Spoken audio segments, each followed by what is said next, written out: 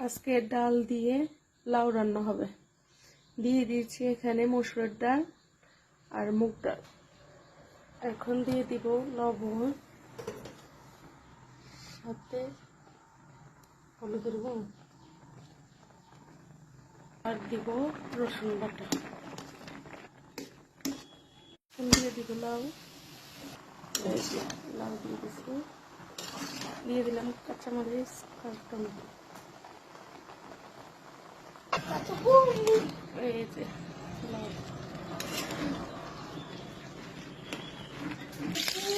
এই যে এখন লাউয়ের ভিতরে তেল দিয়ে দিব।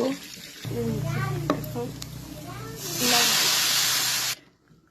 লাউ রান্না হয়ে গেছে।